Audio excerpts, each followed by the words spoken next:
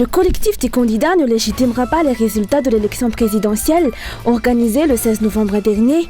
Il a affirmé aujourd'hui qu'il ne sera pas responsable de l'instabilité politique et sociale qui pourrait en découler.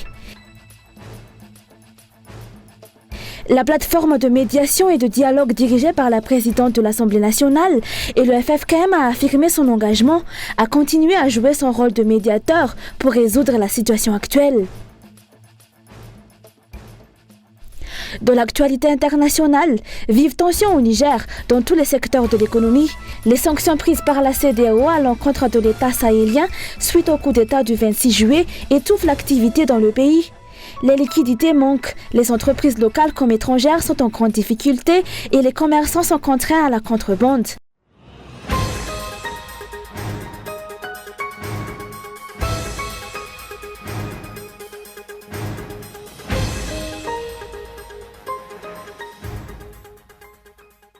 Le collectif des candidats ne légitimera pas les résultats de l'élection présidentielle organisée le 16 novembre dernier.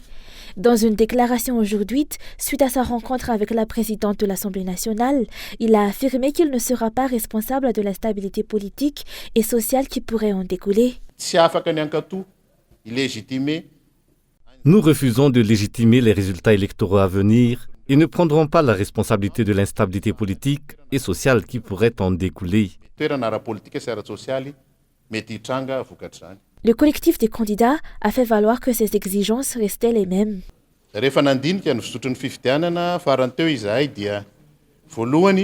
Au vu du déroulement de la dernière élection, nos revendications n'ont pas changé concernant le respect de la Constitution, des lois en vigueur, des droits de l'homme et de la liberté d'expression, ainsi que l'assainissement du processus électoral. Jusqu'à présent, ces revendications n'ont pas eu de réponse, malgré les tables rondes initiées par la plateforme de médiation dirigée par la présidente de l'Assemblée nationale et le FFKM. À cela s'ajoutent les irrégularités observées durant le déroulement des élections forcées, telles que la manipulation des votes, les pressions sur les fonctionnaires, l'utilisation des biens publics pour la campagne électorale.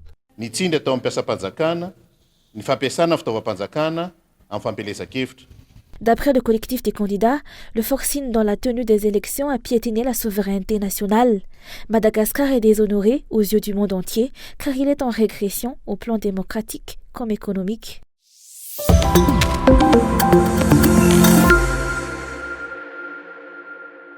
La plateforme de médiation et de dialogue dirigée par la présidente de l'Assemblée nationale et le FFKM a affirmé sa disponibilité à continuer à jouer son rôle de médiateur pour résoudre l'impasse politique actuelle. Elle a souligné que cela ne peut se faire que par le biais du dialogue et de la concertation. La plateforme réaffirme son engagement dans son rôle de médiation pour trouver une solution commune à la situation actuelle, à travers le dialogue, l'écoute mutuelle et la concertation. La plateforme de médiation et de dialogue PAN-FFKM a rencontré aujourd'hui les membres du collectif des candidats qui ont informé ne pas reconnaître les résultats de l'élection du 16 novembre dernier, une élection qu'ils considèrent comme n'ayant jamais existé.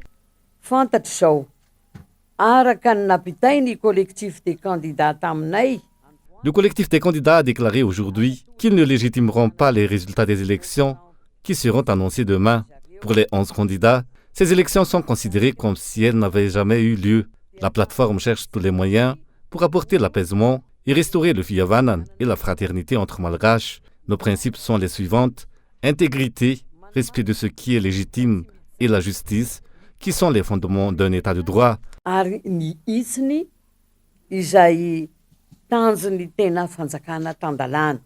La plateforme de médiation et de dialogue a déclaré suivre de près l'évolution de la situation dans le pays.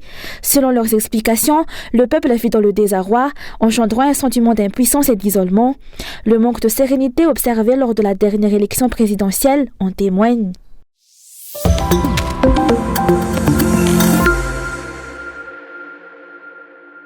Les observateurs électoraux de l'Observatoire Safidi ont été victimes d'intimidation et de menaces lors de l'élection présidentielle du 16 novembre dernier.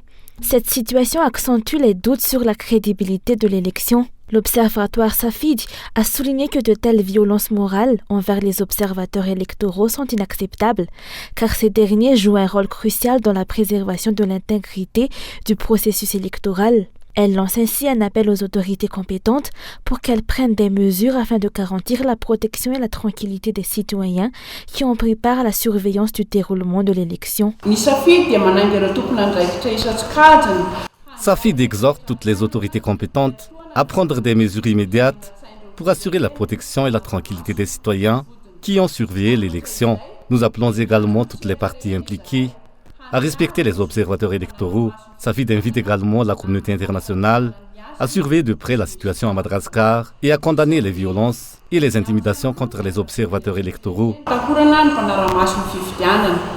Afin de protéger les observateurs électoraux victimes de ces actes malveillants, l'Observatoire Safid a décidé de ne pas divulguer les lieux et les responsables de ces incidents. Nous ne sommes pas en mesure de répondre à certaines questions pour protéger les observateurs électoraux, notamment en ce qui concerne les responsables de ces intimidations et les lieux spécifiques.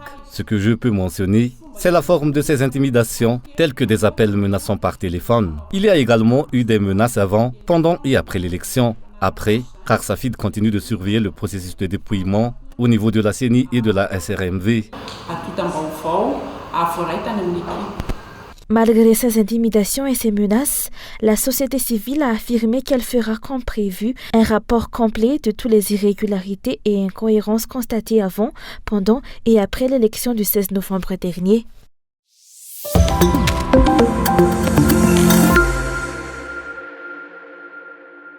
Les tendances des résultats de l'élection présidentielle, telles qu'annoncées par la CENI sur son site officiel, ne concordent pas avec les données figurant dans les procès-verbaux issus des régions. C'est ce qu'a révélé le contrôle préliminaire effectué par le mandataire du candidat cité Nrandjana Solniek. Selon ces constatations, il y a des incohérences, notamment une diminution de certains suffrages et une augmentation d'autres en faveur de l'ancien président Andradouil. Nous surveillons de près les publications de la Commission électorale nationale indépendante et avons constaté des divergences entre les résultats qu'elle présente et les procès-verbaux que nous avons reçus. La confrontation de nos données avec celles de la CENI a révélé de nombreuses incohérences. Selon les explications, des divergences entre les procès-verbaux des bureaux de vote et les résultats publiés sur le site de la Commission électorale nationale indépendante ont été constatés dans presque tous les bureaux de vote enquêtés, dans les régions comme dans la capitale.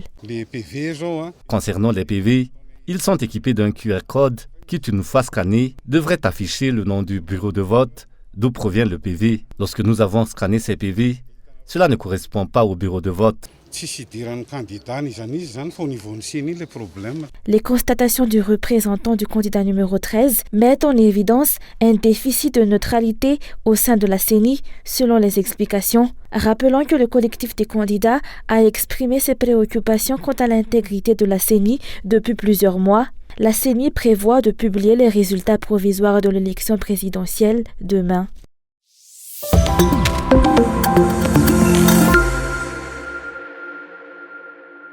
Il est difficile d'avoir confiance en la HCC compte tenu de son fonctionnement, selon les politiciens qui ont réagi à la récente décision de désigner un défunt, en l'occurrence Flavien Marie Girard Rambelwarsou, décédé en octobre 2020 en tant que député pour succéder à Honoré Rassoul Nzatouf, décédé le 10 novembre dernier. Cette incohérence s'ajoute à plusieurs décisions déraisonnées de cette institution, dont l'approbation de la candidature de l'ancien président Andradouil sans enquête, malgré sa nationalité française.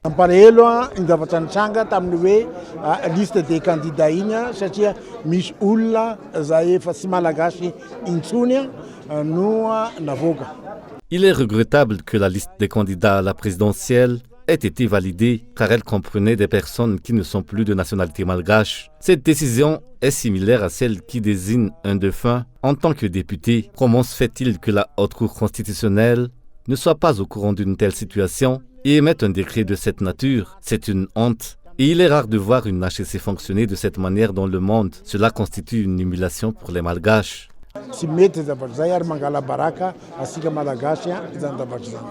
Les politiciens ont également critiqué les décisions dénuées de neutralité de la Haute Cour constitutionnelle en faveur du candidat numéro 3. Selon leurs déclarations, la normalité semble avoir été rompue dans le pays, avec des personnes décédées désignées à des postes et d'autres ayant participé à l'élection présidentielle.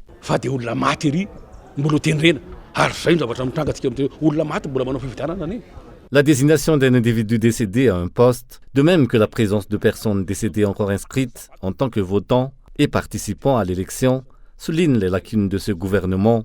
C'est pourquoi les citoyens redoutent la réélection d'Andrzej à la présidence, craignant une intensification de nos difficultés actuelles.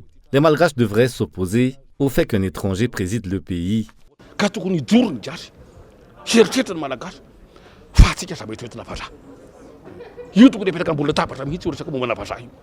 Il est difficile d'accorder confiance en la Haute Cour constitutionnelle, en particulier en ce qui concerne les résultats de l'élection présidentielle qu'elle publiera 9 jours après la publication des résultats provisoires de la CENI. D'après les explications, les politiciens ont souligné que les violations de la loi permettant la candidature d'une personne de nationalité française à la présidentielle ne seront jamais acceptables.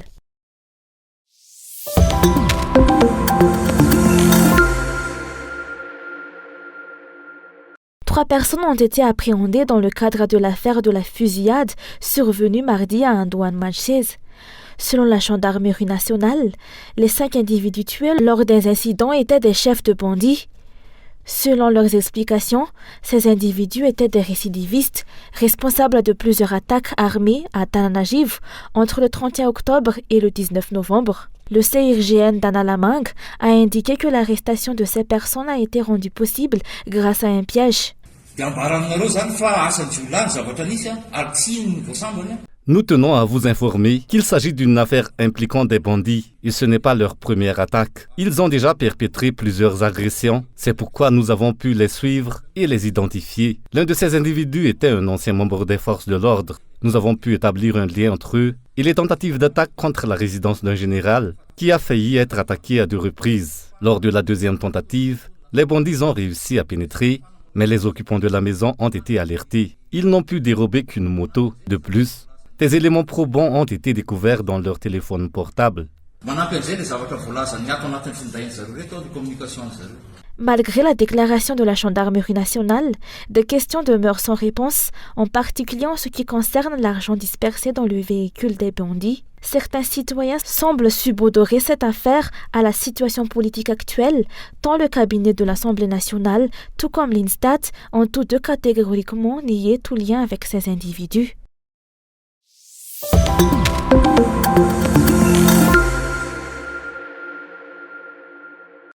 Les multiples violations des droits humains et des droits des travailleurs pourraient compromettre la position de Madagascar dans le programme AGOA, a déploré l'ONG Odima. AGOA, ou African Growth and Opportunity Act, est un programme des États-Unis qui réduit les droits d'importation aux États-Unis sur des milliers de produits fabriqués dans plusieurs pays d'Afrique. De nombreux pays africains, dont Madagascar, tirent ainsi d'importants avantages économiques de ce projet, d'autant plus que Madagascar figure parmi les 5 premiers pays exportateurs de textiles vers les États-Unis. Afin de maintenir son statut de bénéficiaire de ce programme, un pays ne doit pas se livrer à des violations manifestes des droits de l'homme reconnues à l'échelle internationale.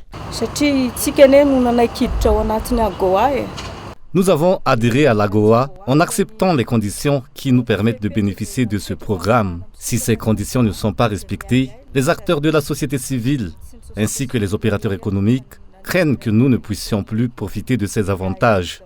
C'est pourquoi nous appelons à une concertation pour trouver des solutions afin de maintenir notre statut de bénéficiaire de ce programme qui est renouvelé chaque année. Des surveillances régulières sont effectuées avec certains examens hors cycle en fonction des circonstances dans un pays. Par exemple, le Niger a récemment été retiré de l'AGOA, tout comme l'Ouganda, en raison du non-respect des droits humains. Il est donc crucial de veiller au respect des droits humains, car cela est bénéfique pour notre pays.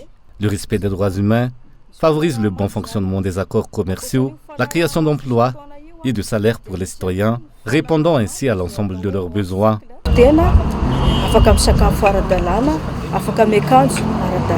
Rappelons que Madagascar figure parmi les 35 pays d'Afrique bénéficiaires du projet AGOA. Les membres de l'AGOA ont pris part à une réunion au début du mois de novembre dernier pour discuter de la prolongation de l'AGOA jusqu'en 2025. Un forum portant sur la promotion des droits de l'homme au sein de l'AGOA s'est tenu à Tananarive au cours des 2 derniers jours.